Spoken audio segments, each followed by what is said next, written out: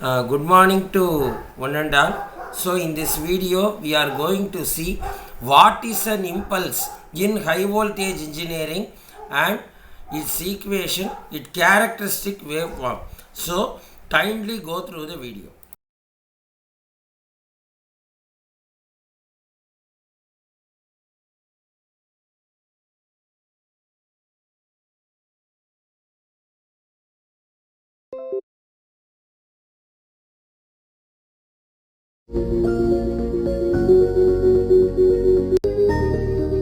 Hello everyone, welcome back to my YouTube channel.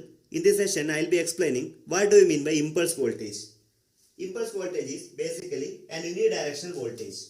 It is actually an unidirectional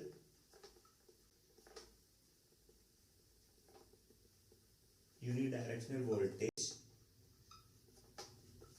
Moreover, it rises rapidly. It rises rapidly to a maximum value.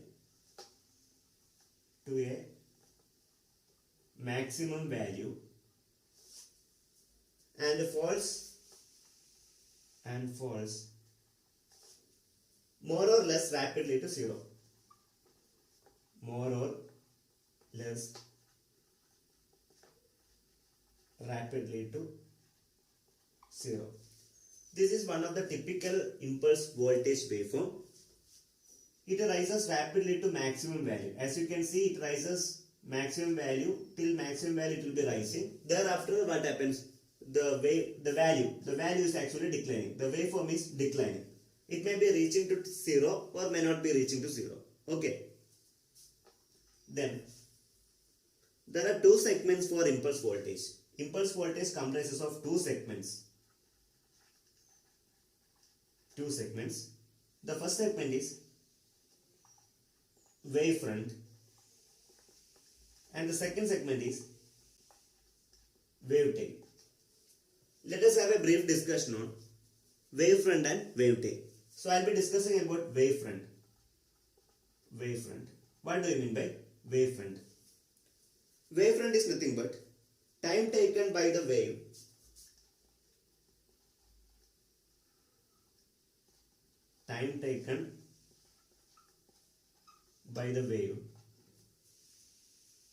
to reach its maximum value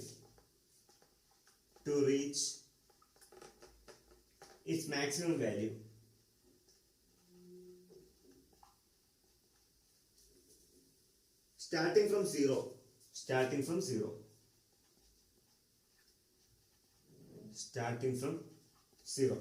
You can calculate wavefront. That means wavefront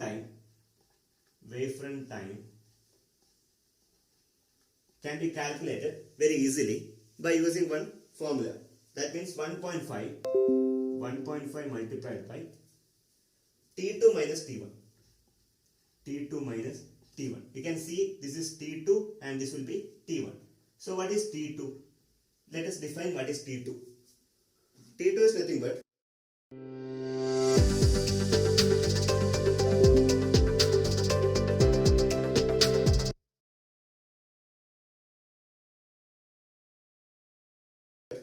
time taken to reach 90% of peak value. Time taken to reach 90% of peak value. This is peak value. This will be T2. T2 will be 90%. Time taken to reach 90% of peak value. That is actually T2. Similarly, I can define T1. What is T1? T1, that means time taken to reach 10% of peak value. 10% of peak value. Look at the diagram. Time taken to reach, see, 10%. Time taken, that is T1. T1 means time taken to reach 10% of peak value. See, this is a peak value, this is a 10% of peak value. So, 1.5 should be multiplied with the difference of T2 and T1. Then you will be getting wavefront. Next, I will be discussing what is wavetail. What do you mean by wavetail? That is the second segment of impulse voltage. Wavetail can be defined as time measured between time measured between the nominal starting point,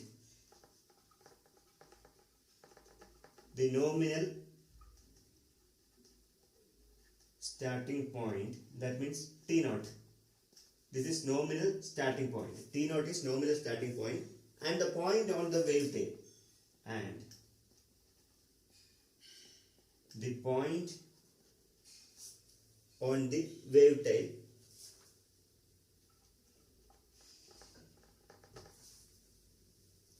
where the voltage is 50%, where the voltage is 50% of the peak value.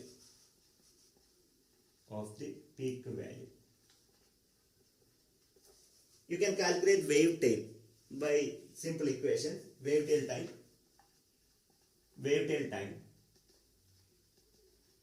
that can be easily calculated by using the formula T3 minus T naught.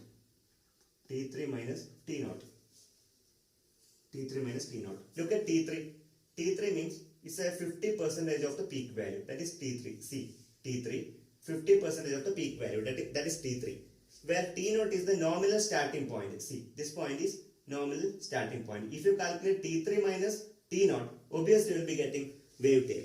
It is not calculated directly. We will be calculating indirectly by using the equation. So this is about wave front and wave tail. I will be asking one more question towards you. Why impulse voltage is required? It is mainly applicable for insulation engineering. That means to study the effect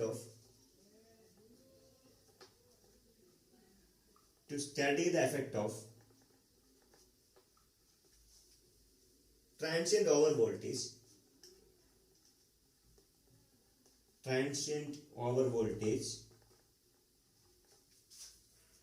generated by lightning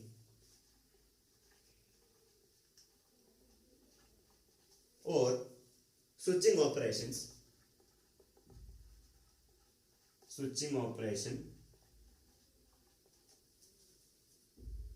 on the system. It will be mainly applicable in insulation engineering.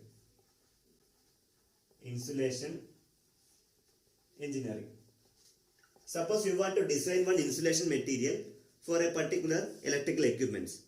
So during lightning and thundering, how about the insulation resistance? How about the behavior of insulation during lightning and thundering? You know, during lightning and thundering, bulk amount of impulse voltage will be generating during lightning and thundering, or during switching operation, bulk amount of impulse voltage will be generated. At that time, how about the behavior of insulating material? Whether the insulation is capable, whether the dielectric material, whether the insulation materials are capable to withstand those impulse voltage, that need to be tested. So that impulse voltage has to be generated. Okay, that is the importance of impulse voltage. So impulse voltage can be generated by using different techniques. One of the simple example is by using impulse generator, you can generate impulse waveforms. Either it may be impulse voltage waveform or it may be impulse current waveforms. Alright.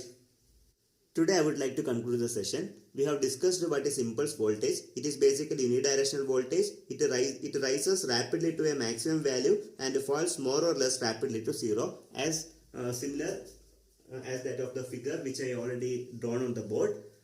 I have mentioned what is wavefront and what is wave tail. These are the two segments of impulse voltage waveform.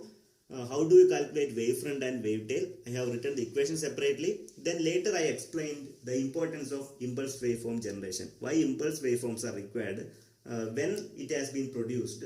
What is the need for impulse voltage generation? Those things I explained. I hope you understood what is impulse voltage and why do you generate impulse voltage. What is the necessity? Alright. Thanks for watching this video. Please share and don't forget to subscribe.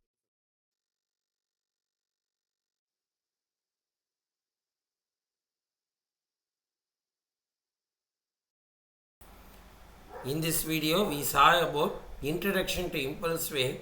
In the next video, we will be seeing about how to generate the impulse. So, thank you one and all.